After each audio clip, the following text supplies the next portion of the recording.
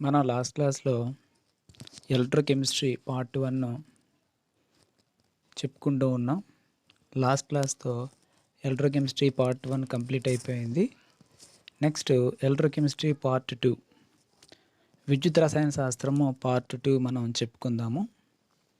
ఇది ఫిజికల్ కెమిస్ట్రీలో third lesson. ఇప్పటిదాకా డైల్యూట్ సొల్యూషన్స్ కోరిగేటివ్ ప్రాపర్టీస్, కణాధార ధర్మాలు చెప్పుకున్నాము. అదేవిధంగా విద్యుత్ రసాయన శాస్త్రం పార్ట్ 1 చెప్పుకున్నాము.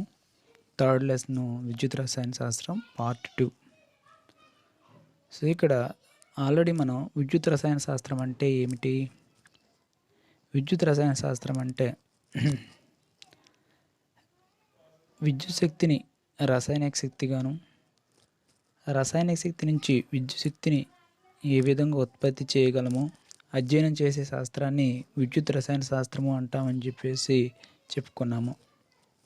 సో ఈరోజు క్లాస్లో మరి రసాయనిక శక్తి నుంచి విద్యుత్ శక్తిని ఏ విధంగా రాబడతామో, అలాగా how can you derive electrical energy from chemical energy we learn in this topic. So ఇలాగా విద్యుత్ శక్తి రాబట్టడం కోసం, రసాయనిక శక్తి నుంచి విద్యుత్ శక్తిని రాబట్టడం కోసం మనం ఘటాలను వాడతాము. వాటిని గాల్వానిక్ ఘటాలు లేదా వోల్టాయిక్ ఘటాలు అని చెప్పేసి అంటాం. ఎలక్ట్రోకెమికల్ సెల్స్ అని చెప్పేసి అంటాం. సో ఎలక్ట్రోకెమికల్ సెల్ అంటే ఏమిటి?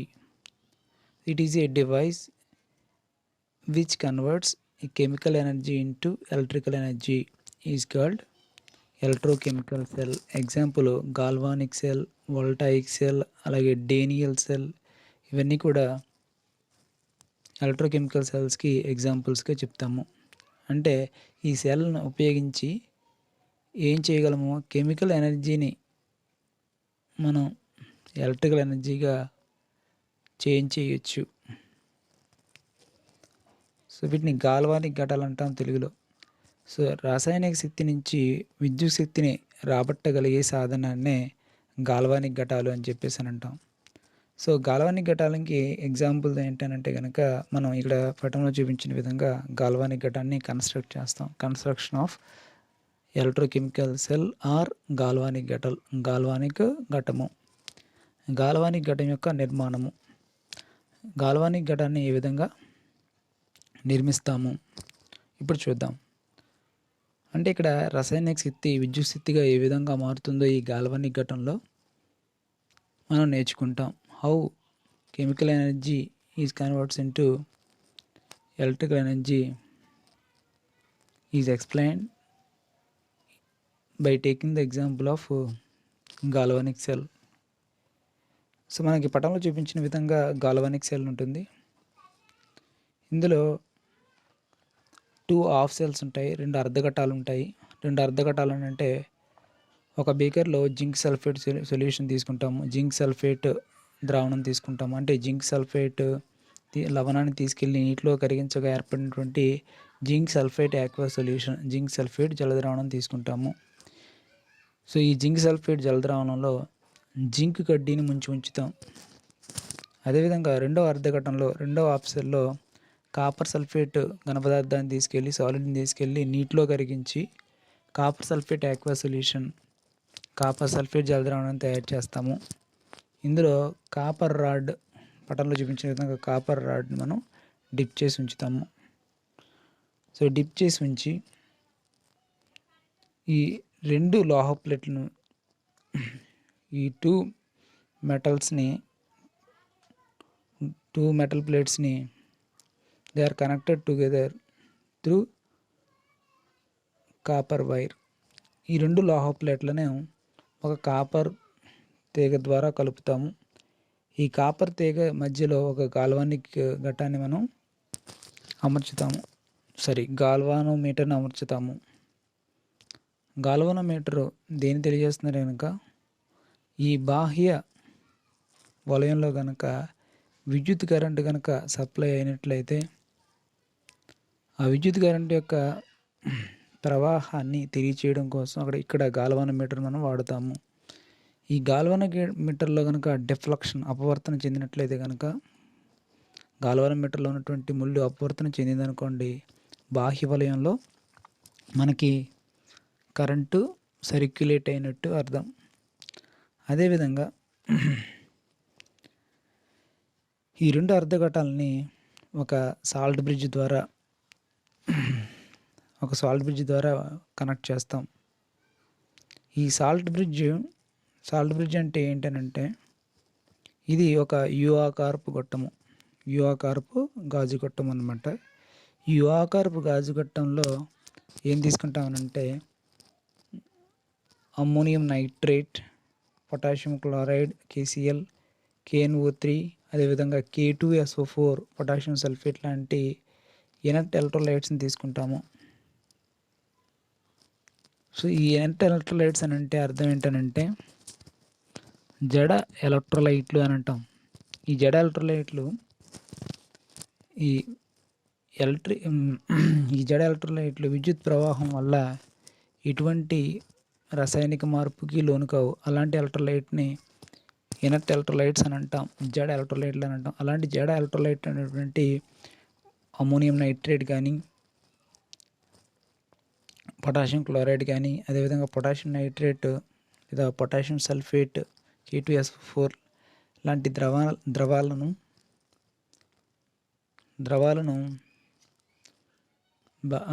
వేడి చేస్తాం. అధిక గాఢత కలిగినటువంటి ఈ లవణ ద్రావణాలను వేడి చేసి వీటిని అగర్ అగర్ జెల్ కానీ జిలాటిన్ లాంటి పదార్థాల్లో డిజాల్వ్ చేస్తాం. ఓకేనా? ఏం చేస్తాం అన్నమాట, ఈ సాల్ట్ బ్రిడ్జ్ అనేది ఒక యు ఆకారపు గాజు గొట్టం. It is a you shaped tube. So this salt bridge is prepared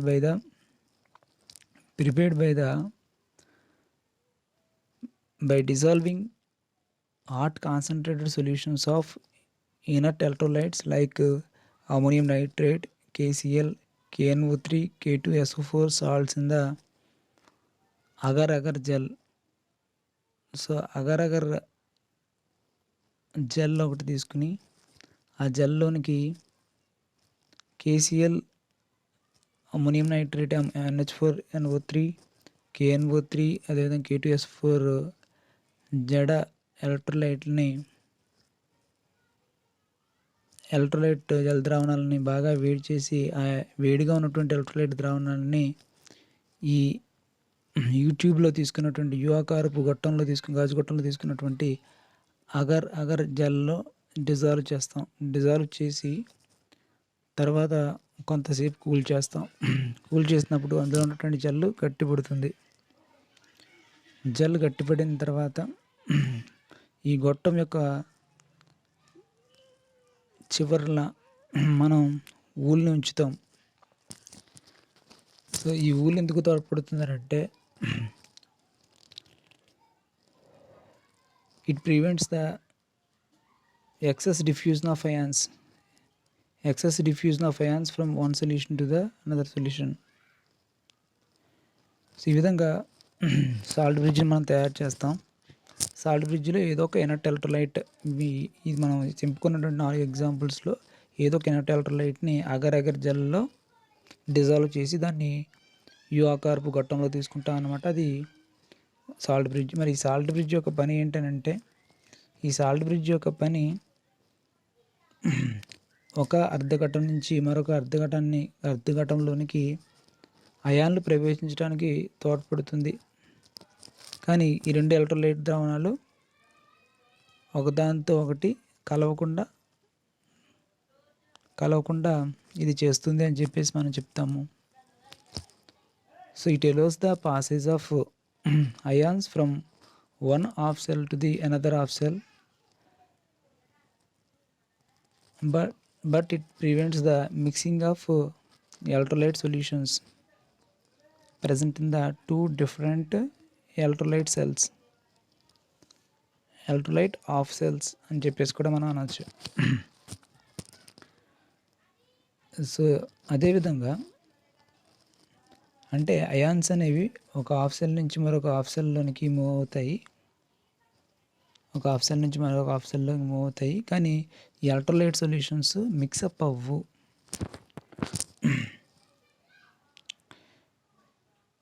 అదేవిధంగా ఈ సాల్ట్ బ్రిడ్జ్ యొక్క మరొక ప్రాముఖ్యత ఏంటంటే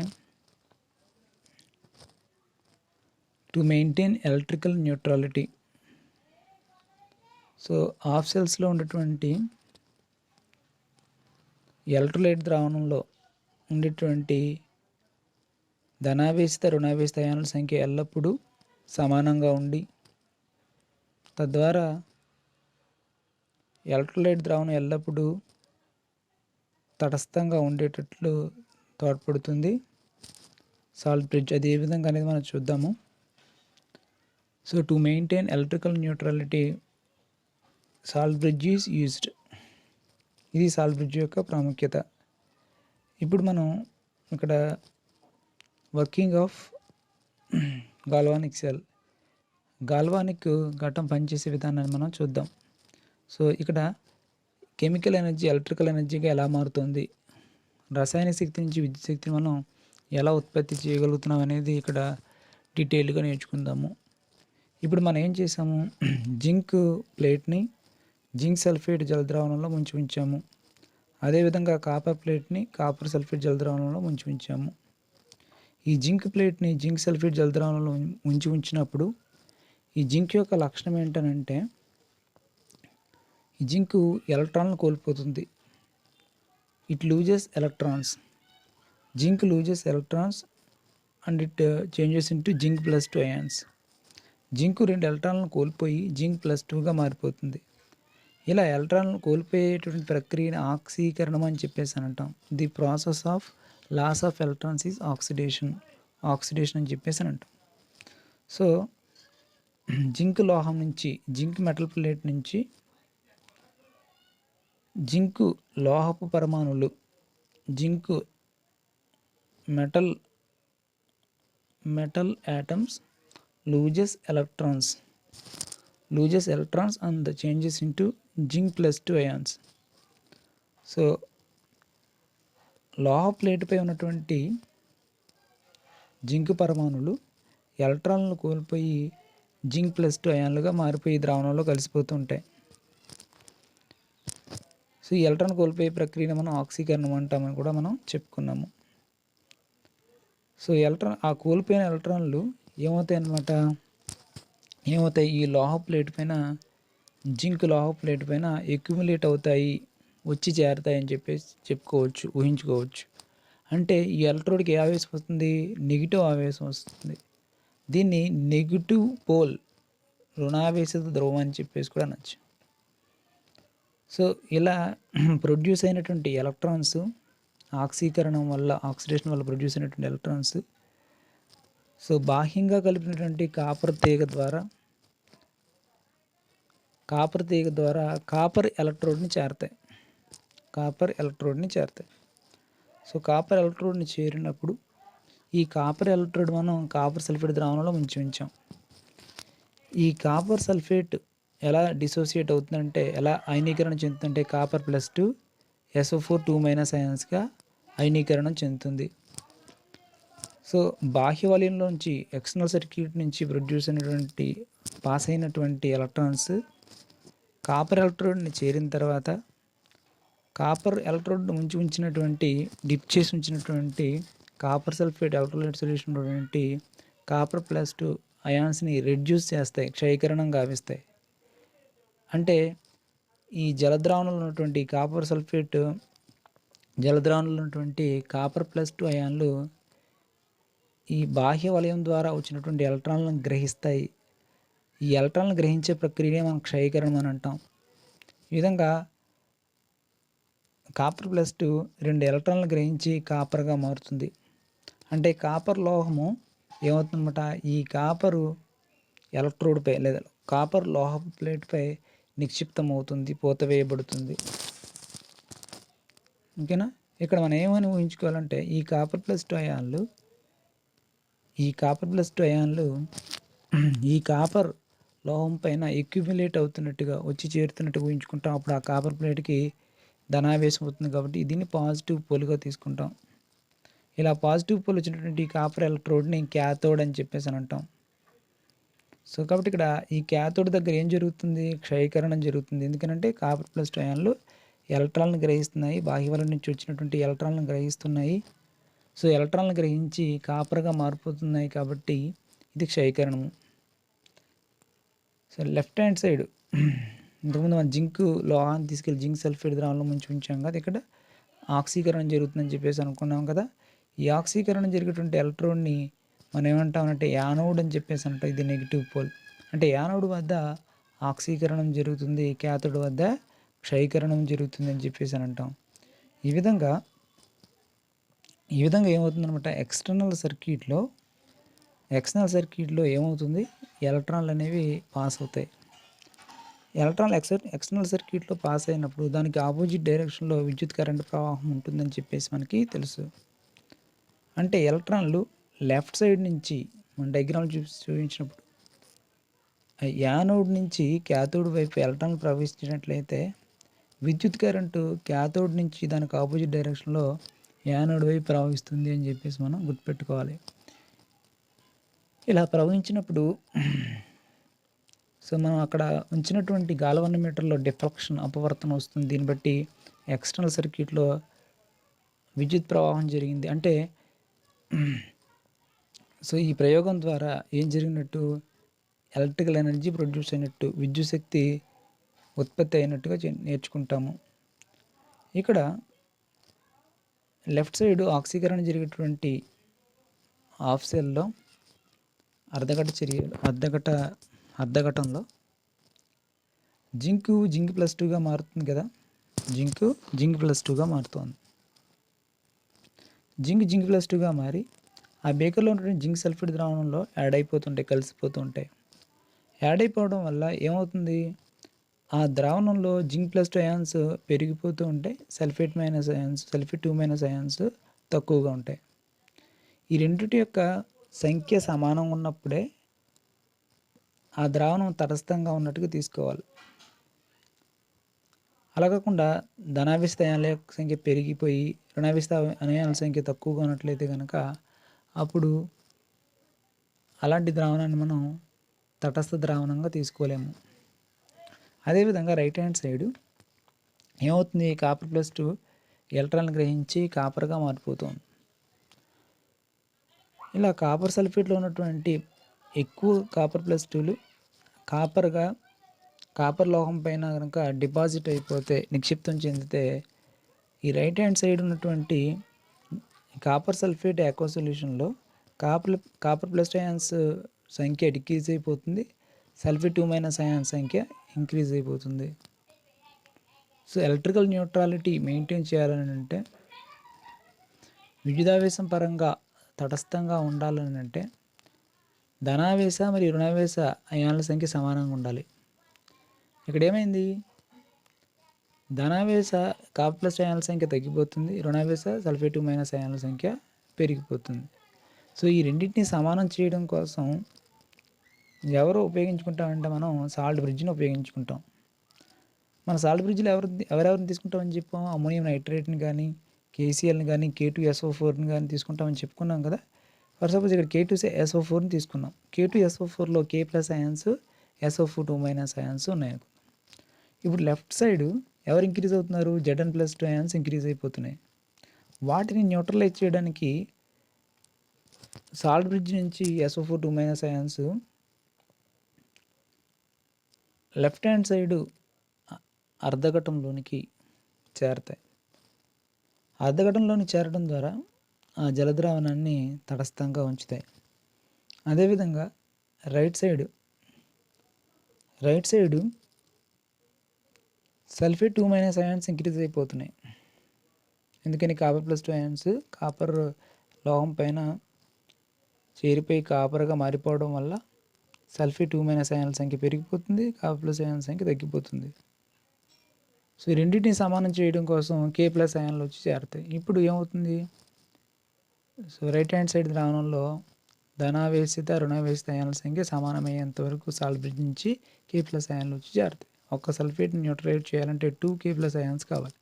ఆ విధంగా 2 K+ అయాన్స్ యాడ్ అవుతూ ఎప్పటికప్పుడు న్యూట్రలైజ్ అవుతుందన్నమాట. సో ఈ విధంగా ఎలక్ట్రికల్ న్యూట్రాలిటీ మెయింటైన్ అవుతుంది. ఓకేనా. ఇది ఎక్స్టర్నల్ సర్క్యూట్లో బాహ్య వలయంలో ఎలక్ట్రాన్ పాసేజ్ ఉంటే ఇంటర్నల్ సర్క్యూట్ అంటే ఇక్కడ సాల్ట్ బ్రిడ్జ్, ఈ రెండింటిని, ఈ 2 హాఫ్ సెల్స్, 2 అర్ధఘటాలను కలిపేటటువంటిది సాల్ట్ బ్రిడ్జ్. ఈ సాల్ట్ బ్రిడ్జ్లో there is passage of ions from one solution to the another solution through salt bridge. It is internal circuit. So external సర్క్యూట్లో ఎలక్ట్రాన్స్ పాసేజ్ ఉంటుంది, ఇంటర్నల్ సర్క్యూట్లో అయాన్స్ యొక్క పాసేజ్ ఉంటుంది అని చెప్పేసి మనం చెప్పుకోవాలి. ఇలా సాల్ట్ బ్రిడ్జ్ నుంచి అయాన్స్ ఆయా ఎలక్ట్రోలైట్ ద్రావణంలో చేరిన తర్వాత కూడా ఎలక్ట్రికల్ న్యూట్రాలిటీ కనుక మెయింటైన్ అవ్వకపోతే excess ions, for suppose left hand side ఉన్నటువంటి excess Zn+2 ions so salt bridge ద్వారా రైట్ హ్యాండ్ సైడ్కి వచ్చేటువంటి అవకాశం ఉంది. అదేవిధంగా రైట్ హ్యాండ్ సైడ్ ఉన్నటువంటి ఎక్సెస్ SO4 2- అయాన్స్ కూడా through salt bridge left hand side ZnSO4 zinc sulphate అల్ట్రేట్ ద్రావణంలోకి వచ్చేటువంటి అవకాశం ఉంది. ఓకేనా. ఇప్పుడు లెఫ్ట్ హ్యాండ్ సైడ్ యానోడ్ అన్నా, రైట్ హ్యాండ్ సైడ్ క్యాథోడ్ అన్నా, యానోడ్ దగ్గర ఆక్సిడేషన్ జరుగుతుంది. ఎందుకంటే జింక్+2గా మారడం అంటే ఎలక్ట్రాన్స్ లాస్ చేసుకోవడం, ఎలక్ట్రాన్స్ని కోల్పోవడం, ఆక్సీకరణ జరుగుతుంది. మరి రైట్ హ్యాండ్ సైడ్ క్యాథోడ్ దగ్గర రిడక్షన్, ఎందుకంటే కాపర్ 2 ఎలక్ట్రాన్స్ని గ్రహించిన కాపర్గా Cuగా మారుతుంది, క్షయీకరణము. అంటే యానోడ్ దగ్గర ఆక్సీకరణము, క్యాథోడ్ దగ్గర క్షయీకరణము జరుగుతుందని చెప్పేసి గుర్తుపెట్టుకోవాలి.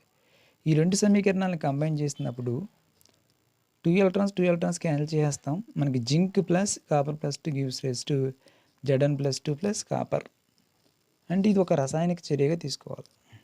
అంటే Zn కాపర్ లోహం కాపర్ సల్ఫేట్తో చర్య జరిపితే, Cu+2 అంటే కాపర్ సల్ఫేట్తో చర్య జరిపితే జింక్ సల్ఫేట్ మరియు కాపర్గా మారుతుంది.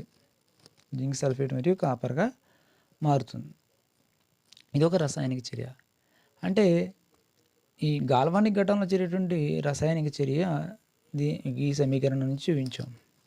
అంటే ఇక్కడ ఒక రసాయనిక చర్య జరగడం ద్వారా మనకి ఎక్స్టర్నల్ సర్క్యూట్లో విద్యుత్ శక్తి అనేది ఉత్పత్తి అవుతుంది. బాహ్య వలయంలో విద్యుత్ శక్తి అనేది, ఎలక్ట్రికల్ ఎనర్జీ అనేది ప్రొడ్యూస్ అవుతుంది. అంటే ఈ గాల్వానిక్ ఘటాన్ని ఉపయోగించి రసాయనిక శక్తిని విద్యుత్ శక్తిగా మార్చగలిగామా లేదా? సో కాబట్టి గాల్వానిక్ ఘటం అనేది ఒక ఎలక్ట్రోకెమికల్ సెల్లా కదా, ఇది ఒక ఎలక్ట్రోకెమికల్ సెల్గా చెప్పుకుంటాం. మరి ఘటాన్ని ఏ విధంగా సూచిస్తాం? సో ఈ ఘటాన్ని ఏ విధంగా సూచిస్తామనంటే, సో జింక్ అనేది ఘనపదార్థము, జింక్ సల్ఫేట్ అనేది జలద్రావణం. ఈ రెండింటి మధ్య ఫేజ్ బౌండరీని చూపించడం కోసం ఒక నిలువు సమాంతర గీతను వాడతాం. సో Zn+2 Zn ఏ విధంగా మారుతుంది? Zn+2గా మారుతుంది. Znకి Zn+2కి మధ్య ఫేజ్ బౌండరీని సూచించడం కోసం ఒక వెర్టికల్ నిలువ సమాంతర గీతను నిలువ గీతను ఒక వెర్టికల్ లైన్ వాడతాం. Zn నిలువ గీత, Zn+2. ఇది మనం జలద్రావణం తీసుకున్నాం కాబట్టి Zn+2 జలద్రావణం అని రాస్తాం. ఈ జలద్రావణం యొక్క కాన్సన్ట్రేషన్ అంతా కూడా బ్రాకెట్లో మెన్షన్ చేయాలి. నెక్స్ట్ మనం ఏం తీసుకున్నాం? రెండింటికి మధ్యస్థంగా సాల్ట్ బ్రిడ్జ్ తీసుకున్నాం కాబట్టి ఈ salt bridge is represented with double vertical line చేత రిప్రజెంట్ చేస్తాం. సో డబుల్ వెర్టికల్ లైన్ ఎక్కడ రిప్రజెంట్ చేసిన it indicates the presence of salt bridge. Single vertical line చూపిస్తే, సో సింగిల్ వెర్టికల్ లైన్ అంటే కనుక అది ఫేజ్ బౌండరీని చూపిస్తుంది.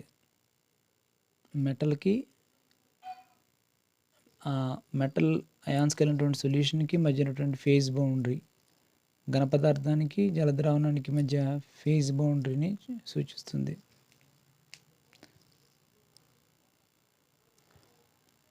Next right hand side copper plus ions కాపర్గా మారాయి. సాల్ట్ బ్రిడ్జ్ని సూచించిన తర్వాత copper plus 2 ions aqua solution, దాని యొక్క కాన్సన్ట్రేషన్ మళ్ళీ మనం బ్రాకెట్లో సూచించాలి, ఎం మోలార్ అని చెప్పేసి. మళ్ళీ వెర్టికల్ లైన్ అగైన్ కాపర్. ఈ విధంగా సెల్ రిప్రజెంటేషన్ అనేది మనం చేస్తాము. తర్వాత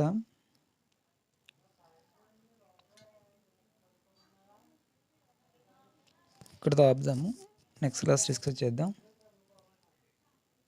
థ్యాంక్ యూ.